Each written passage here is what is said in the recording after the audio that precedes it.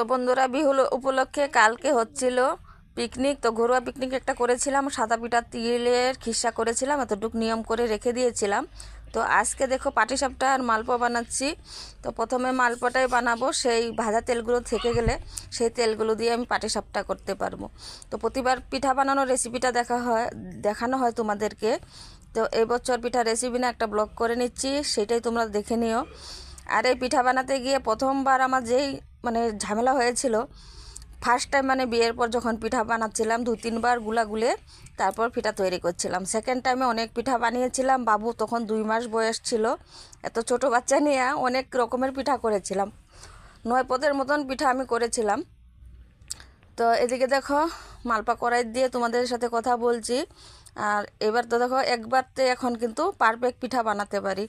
তবে এই পিঠা বানানোগুলো আমাকে কিন্তু কেউ কোনো দিন শেখায় নেই, যেটা সত্যি কথা বলতে। ওই জন্যই প্রথমবার আমার ঝামেলা হচ্ছিল, এখন আর হয় না। তো 15-16 বছর থেকে পিঠা বানায়া যাচ্ছি। যে কোনো ফেস্টিভ্যালকেও সব কিছুই করি। আগে তো স্বামী ভালোবাসতো বলে করতাম, এখন বাচ্চা কাচ্চার জন্যে করতে হয়। এখন তো তোমার দাদাভাই একদম পিঠা খেতেই পারে না, পছন্দই নেই, তবুও বানাচ্ছি, কারণ বছরে একদিন সবাইকে দিতেও ভালো লাগে। আর বাচ্চা কাচ্চার সামনে দেবো, 1-2টা যাই খাক না কেন, ভালো লাগে, মনটা আনন্দ লাগে। একদিকে তো পিঠা বানানো ভীষণ ঝামেলাই, দিকদারি কাজ হলেও আরেকদিকে কিন্তু আনন্দও লাগে বানাতে। এরকম ফেস্টিভ্যালে যে কোনো কিছু করতে ভালো লাগে আমার কাছে, কারণ বাচ্চারা 1-2টো যাই হোক খাবে, সেইটাই আনন্দ আর কি বলো। তারপরে যে পিঠাগুলো বাচ্ছি বসে বসে।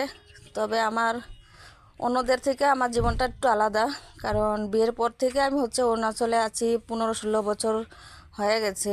তো বিয়ের পর শ্বশুরবাড়িও সেরকম একটা অকেশনে থাকা হয় না, আর শেখানোর মতন সেরকম কেউ থাকে না, যেহেতু এখানে বিদেশে বাড়ি একা থাকতে হয়। তো এটা আমি কাউকে দোষ দিই না, সেটা আমার নিজের কপাল। আর কি বিয়ের আগে যতক্ষণ ঠাকুমা মা ওরা পিঠা বানাতো, তখন অনেকেই বলতো, বাবা বলতো যে মেয়েকেও শেখানোর দরকার করে খেতে হবে। তবে কিন্তু নিজের কেয়ারলেসের জন্য তখন আর কোনো পিঠি বানানো এসব মুটি হতো না। বিশেষ করে আমি ঘরের কাজ সেরকম একটা করতাম না, যেটা সত্যি কথা। এখন হয়তো মনে মনে পস্তানো হয় যে মা বাবার কষ্টটা তখন বুঝিনি, এখন সব করে খেতে হচ্ছে বা করছি, খাচ্ছি, সবাইকে খাওয়াচ্ছি। কিন্তু যখন বিয়ের আগে এসবের একদম ইন্টারেস্ট ছিল না, যে পিঠা বানানো, চিড়া বানানো, যে কোনো ফেস্টিভ্যাল হলে ওরাই করতো। যেরকম মা ছিল, ঠাকুমা ছিল, ওরা করতো, আমরা খেতাম, আনন্দ ফুর্তি করতাম। আমরা বাচ্চারা পিকনিক খেতে চলে যেতাম। তো রাতভর মা বসে বসে পিঠাগুলো বানাতো ঠান্ডার মধ্যে। তো সেটা আফসোসও হয় এক সময়। আবার এই ছোটোবেলার টাইমটা সবাই এরকম ছেলে মেয়ে, অত একটা কাজ করা হয় না ঘরে, যেটা সত্যি কথা বলতে। বিয়ের পরে সবটাই করতে হয়। তো দেখো পিঠাগুলো আমার ভাজা হয়ে গেছে খুব সুন্দরভাবে, অনেকগুলো পিঠা বানিয়েছি, এখান থেকে অনেককে দেওয়া হবে, আর আমার ছেলের বন্ধুবান্ধবকেও ডেকে খাওয়ানো হবে। তারপরে যে পাটিসাপটার গুলা গুলেছি, সেটাও এখন বানাচ্ছি বসে বসে। তো বেশ ভালোই লাগছে, পিঠাগুলো ভালোই হচ্ছে, আর পিঠা ভালো হলে বানাতেও ভালো লাগে। তো দেখো এখন রাত্রি 11টার মতন বেজে গেছে, আমি বসে বসে বানাচ্ছি। মালপোয়া শেষ করে এখন পাটিসাপটা করছি, তার মধ্যে রান্নাও করেছি, মাছ ঝোল ভাত করে রেখে তারপরে পিঠা বানাতে বসে গেছি। তো আমি ভাবলাম বন্ধুদের সাথে একটু শেয়ার করি, কারণ পিঠা রেসিপি তো এবার করা হয় নাই, যদিও আগে কয়েকবার করেছি, রেসিপি ছাড়া আছে। তো তার জন্যই ভাবলাম, আরও সময় খুব একটা হাতে ছিল না, কম সময়ের মধ্যে। তো লাস্ট মুহূর্তগুলো তোমাদেরকে তুলে ধরছি, আর আমি বসে বসে দেখো পিঠা বানাচ্ছি। আর এই তাওয়াটা, এটা আমি অনলাইন থেকে অর্ডার করেছিলাম, ভীষণ ভালো হচ্ছে এই তাওয়ার মধ্যে পিঠা বানিয়ে।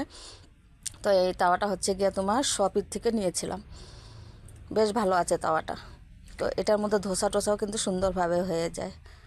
মাঝে মধ্যে মন গেলে ধোসা করে খাই। আর এখন বিহুর পিঠা বাচ্ছি। আর স্পেশালিস্ট কথা হলো গিয়ে এই চুলোতে, তোমাদেরকে আমি কথা দিয়েছিলাম চুলোতে পিঠা বানিয়ে তোমাদেরকে দেখাবো, তাই এই নতুন চুলোতে পিঠা বানাচ্ছি। পিকনিকের মাংস টাংস সব এটাতেই করেছি। আর শীতকালে চুলা বসে পিঠা বানানোটা ভীষণ ভালো লাগে। তো এটা প্রথমবার আমার এই মাটির চুলো নিজে হাতে করে পিঠা বানানো।